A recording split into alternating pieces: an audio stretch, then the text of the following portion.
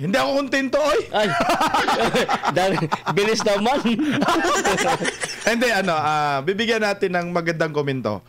Grado, 1 to 10. So, bigyan natin ng 5. Kontento ka ba sa kabuuang mensahe at nilalaman ng ika-4 na SONA ni Pangulong Marcos Jr.? Ang pangalawang tanong, at ano ang gradong ibibigay mo sa ika-4 na SONA ni PBBM? Hindi ako kontento, oy. Ay, bilis naman. Hindi, bibigyan natin ng magandang komento. Grado, 1 to 10. So, bigyan natin ng 5. 50-50. 50-50. Kasi baka sasabihin naman, grabe naman to, masyado namang halatang galit. Hindi, nasa 50% lang ako. 50-50. Buti may 5. O 5, pinaka-highest is 10. Ako ay hindi sa ako... Sa gitna ka lang, partner. Sa gitna lang. Pero hindi ako kontento. Ngayon. No, kasi nga yung kanyang mga statement, pag tiningnan nyo po, halos walang laman yung mga sinasabi niya. Halos walang laman, pero yung iba may laman. Pero sa akin, halos walang laman. Halos walang laman. Correct. Magaling lang siya sa pagbabasa. Yun ang isa sa mga napuna ko. Panay basa lang. Parang contest lang ng pagandahan magbasa. Minsan nga hindi pa niya naitatama yung ibang word. Kagaya ng PhilHealth. Ang sabi niya, HealthHealth. meron pa isa kahapon. Tawa ko ng tawa. Kaya nakalimutan ko na eh. Ano? Nakalimutan ko. Mamaya. Ang kulang niya doon sa kanyang mga pinagsasabi, yung sektor na mga manggagawa, nakalimutan niya nabanggitin, at saka yung religious sector. Hindi rin niya binanggit kasi hinihintay ko, hindi naman yan lingid sa kaalaman na yung ginawa ho ni Tory sa QJC may kinalaman yan sa sa religious sector. Paano mo ba mapangalagaan ang mga religious sector pagdating sa mga abusadong mga politiko? Yun yung isa sa mga hinihintay ko, at hinintay ko rin na banggitin niya yung ginawa niya kay former President Duterte. Meron pa ba siyang malasakit sa isang Pilipino na nandoon ngayon sa Netherlands na nakaranas na pang-aapi na parang ginawa na lang na pangkabuhayan ng International Criminal Court, partner? Partner ba dong?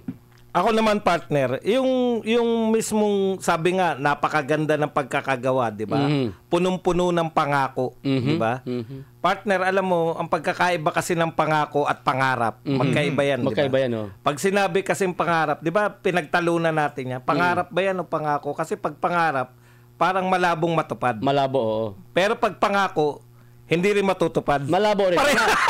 Pangako rin. Pareho lang pala. Pangako pa rin. Hindi, partner. Ito, sa totoo, punong-puno ng pangako. Okay po yan. Kung yan ay unang SONA. Correct. Di ba? Kasi unang SONA, talagang mangangako ka, ito yung mga gagawin mo eh. Kaya lang po, nasa ika-4 na partner. Ika-4 na SONA na po tayo. Pangako pa rin. Alam mo partner, pag ika-4 na SONA na, may mga achievement ka nang binibigay. Yan. Di ba? Iyayabang mo yan, partner. Iyayabang mo, partner, tapos itutuloy mo. Ito yung mga nagawa ko sa loob ng kalahating panunungkulan. Kaya tayo papaunlad na dahil narito na tayo sa ganitong sitwasyon, at mas unlad tayo dahil nadadagdagan, partner. Yun yung hinahanap ko. Ano ba yung mga bago? Pero in fairness, meron po siyang yung mga inatake. Ito partner Sino inatake niya? Yung mismong kanyang proyekto. Di ba, partner? Mamaya ka na dagdagang partner. Meron dyan dito, partner. Narito lahat. Ang ganda nito. Yung sa flood control. Nandito lahat. I-reserve mo yung banat. I-reserve natin mamaya yung banat natin. Pero partner, tutuloy ko lang, no? Halimbawa doon sa kasi wala tayong alam sa mga sinabi niya eh. Mukhang papasa naman sana. Kaya lang, yung pinakatampok niya, alam natin yung naganap doon eh. Yung 20 pesos, yung sinasabi niyang 20 pesos na bigat. na pinagmalaki niya na maitutuloy-tuloy niya Yung dog at rice. babudgetan. Ha? Hindi ko alam. Hindi pa ako nakakakita ng 20 pesos. Ako rin, hindi rin. Ibig sabihin, partner, kung yan na yung achievement niya, tinutuon niya yung 20 pesos, ay hindi yan ganyan yung 20 pesos na pagkakaalam namin. Commercial rice Ang yun. gusto naming 20 pesos, yung ititinda sa palengke. Yung available sa yung merkado. available sa lahat. Public market. Public market. Sa mga Hindi mall, supermarket. Yeah. Ayan. Hindi yung 1% lang ng populasyon na makakabili. Mismo. Ibig sabihin, kung pinagmalaki mo yung konti lang nakabili, paano yung iba? Correct. Na pinagmalaki mo, katiwa-tiwala ba yun? Ayun yun May duda kami. At saka, last na lang, partner. Sige, tuloy mo lang. Eto po, dito ako nahiwagaan Sinabi niya sa pinagmalaki niya, to all foreign investors, Philippines is open Aba. for investment. Open. Partner, tignan nyo, dyan mo sasabihin sa zona na open tayo sa investment. Samantalang ikaw, nung unang 2 taon mo, tandang-tanda namin, Puro biyahe. puro ka biyahe at Ayan. nag-iimbita. Ikaw nga mismo pumunta na sa lugar nila. Correct. Wala ka pang naimbitahan. Kumbaga, hindi pa pala niya binuksan sa 3 taon na yon. Hindi, ang ibig ko sabihin, bigo ka. Correct. Na ikaw mismo yung nag-imbita. Tapos ngayon, gusto mo ipakita na parang achievement mo na open na yung Pilipinas. Wala nga nag-i-invest, partner. Correct. Ikaw na nag-imbita. Paano pa yung pinarinig mo lang? Kumbaga, palabas lang. Correct. Tsaka partner, dapat ngayon, 'di ba, pang-4 na nasuna. Correct. Dapat meron na siyang ipinagmalaki na big tickets projects. Correct. Nasabi ito na po yung nagawa ng Marcos admin, big ticket projects. Ito yung iba, ipagpatuloy na namin, malapit Correct. nang matapos, mag-i-enjoy na ang mga Pilipino, mga taxpayer, pero walang ganun, partner. Hindi Ibig mo sabihin, partner, yung sa mula Batangas papunta ng Pampanga ba? Kabit, ano bang panggagalingan? Central Luzon. Ay, yung Hindi ba big ticket yun, partner? yung release? Hindi, yung mismong tulay, pinakamahabang tulay sa Pilipinas. Wala pa naman Hindi yun. nagawa. Ha? Wala Meron? pa yun. Pinangako naman. Wala. Anak ka ng tinapay. Wala pa. Nagkamote, akala ko meron. Natulala ako Ang pinag-uusapan natin, big ticket Wala. At pangako. Ticket pa lang, wala pang big. Yan Sige, yun. partner. Issue number 1, Issue partner. number 1 tayo, mga partner. Ito na. Mga bagay na hindi binanggit. Ito na yung partner. Ito na yung Ayan. ito na yung pagkakataon mo. Okay. Mga bagay na hindi binanggit ni Marcos Jr. sa kanyang ika-4 na zona. Hindi binanggit ni Pangulong Ferdinand Marcos Jr. ang ilang mahalagang issue na inaasahang tatalakayin niya.